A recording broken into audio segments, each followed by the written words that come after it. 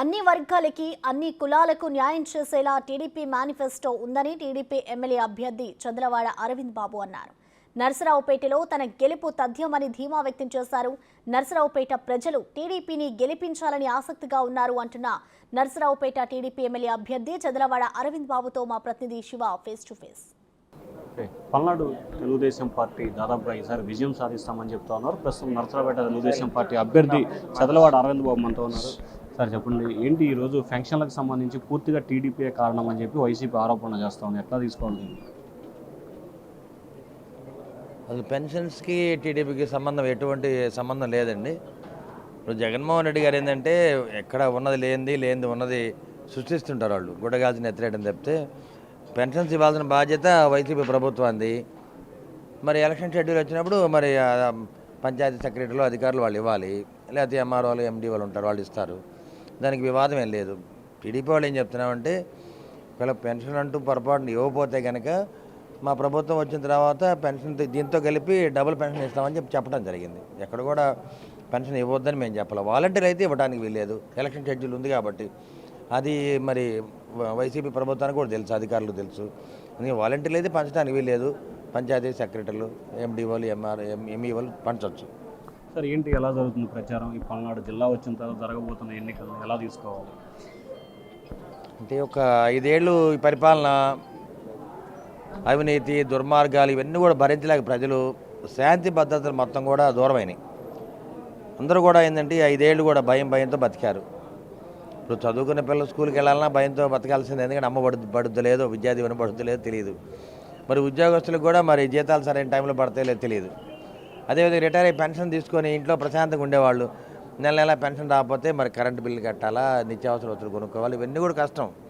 అందువల్ల ప్రతి ఒక్కరు కూడా ప్రతి నెల భయంతో బతకాల్సి వస్తుంది.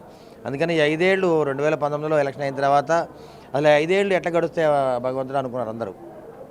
5 ఏళ్ళు తెలియకుండా అయిపోయినాయి. ఈ ప్రభుత్వం మీద, అవినీతి మీద, దుర్మార్గాల మీద, అక్రమ ఆస్తుల మీద అందరూ పోరాటం చేశారు. తెలుగుదేశం పార్టీ వాళ్ళు అయితే ముందు నాయకులు, కార్యకర్తలు, మహిళలు అందరూ కూడా పోరాటం చేశారు. మరి జనసేన పవన్ కళ్యాణ్ గారు కానీ వీర మహిళలందరూ కూడా ఈ ప్రభుత్వానికి వ్యతిరేకంగా పోరాటం చేశారు. అంటే జగన్మోహన్ రెడ్డికి పరిపాలన చేత కాదు అని నిరూపించడం జరిగింది. సార్ టీడీపీ మేనిఫెస్టో 2 రోజుల క్రితం, దానికి 2 రోజుల ముందు వైసీపీ, ఈ 2 మేనిఫెస్టోలకు వ్యత్యాసం ఏంటి? అసలు వైసీపీలో మేనిఫెస్టోలో పెద్ద ఉపయోగపడే ఏం లేవు దాంట్లో. ఇప్పుడు టీడీపీ మేనిఫెస్టో అంటే ఇప్పుడు మహిళల్ని కాపాడుకోవడానికి మహాశక్తి ప్రోగ్రాం ద్వారా ఆడబిడ్డ నిధి కింద నెలకు 1500 రూపాయలు బ్యాంకులు వేస్తాం ప్రతి నెల. మహిళకు అంటే 18 ఏళ్ళు దాటిన ప్రతి మహిళకు 60 ఏళ్ళ లోపల 3 గ్యాసులు ఫ్రీగా ఇవ్వడం జరుగుద్ది. ఉచిత ప్రయాణం ఇస్తున్నాము. మరి రైతులకి 20,000 రూపాయలు పెట్టుబడి ఇస్తున్నాము, తొలకరి పెట్టుబడిగా. మరి చదువుకునే బిడ్డలందరూ కూడా ఉద్యోగాలు కల్పిస్తామని చెప్పడం జరిగింది. అదేవిధంగా మరి వృద్ధులకి, వికలాంగులకి 4,000 రూపాయలు పెన్షన్ ఇస్తామని చెప్పడం జరిగింది. అదేవిధంగా వికలాంగులకి అయితే 6,000 రూపాయలు పెన్షన్. 100% వికలాంగులు అయితే మాత్రం వాళ్ళకి 15,000 రూపాయలు పెన్షన్ ప్రతి నెల. అదే కిడ్నీ పేషెంట్లకి, రక్తం సంబంధంగా తలసీమ పేషెంట్స్కి వీళ్ళందరికీ తలా 15,000 రూపాయలు బ్యాంకులో వేస్తామని చెప్పారు. ఇది చాలా గొప్ప విషయం. నేను చాలాసార్లు కూడా స్పందన కార్యక్రమంలో ఈ కలెక్టర్ని అడిగేవాడిని, కిడ్నీ గ్రస్తులకి మీరు డయాలసిస్ చేసుకునే వాళ్ళకి తలా 10,000 ఇవ్వండి అని అడిగేవాడిని. క్యాన్సర్ పేషెంట్కి అడిగేవాళ్ళం, ఇవన్నీ కూడా అడిగేవాళ్ళం. కానీ ఇప్పుడైతే చంద్రబాబు నాయుడు గారు మంచి మనసుతోటి ఇవన్నీ కూడా పెట్టడం జరిగింది. అంటే వాళ్ళ ప్రభుత్వం ఏంటంటే ప్రజల బాధ్యత ప్రభుత్వమే తీసుకుంటుంది. ఉచితంగా చదువు చెప్పిస్తామంటున్నారు, కార్పొరేట్ విద్య, ఉచితంగా కార్పొరేట్ వైద్యం చేయిస్తామంటున్నారు. మీరు చదువుకుంటే ఎంతవరకు చదివిస్తారు, విదేశాలకు పంపిస్తామంటున్నారు. మరి ఇంతకంటే ఏం కావాలి? ముస్లిం మైనారిటీ సోదరులకి మరి 4% రిజర్వేషన్ కల్పిస్తామన్నారు. రంజాన్ తోహా దుల్కన్ పథకం కానీ, మరి విదేశీ విద్య కానుక ఇవన్నీ కూడా అమలు చేస్తామని చెప్తున్నారు. అదేవిధంగా మరి ఏ పథకాలు అయితే ఎస్సీలకి రద్దయిన 27 పథకాలు వాటిని మళ్ళీ అమలు చేస్తామని చెప్పారు. బీసీలకి బీసీ డిక్లరేషన్ కూడా ఇచ్చారు. బీసీ రక్షణ చట్టాన్ని డిక్లరేషన్ 50,000 దాటిన బీసీలకి 4,000 రూపాయలు పెన్షన్ ఇవ్వడం జరుగుతుంది. ఇవన్నీ కూడా ఆయన చక్కగా వాళ్ళు ఎవరు అడగకుండానే తండ్రి మాదిరిగా బిడ్డలకి సహాయం చేయడానికి ఆయన ముందుకు రావడం జరిగింది.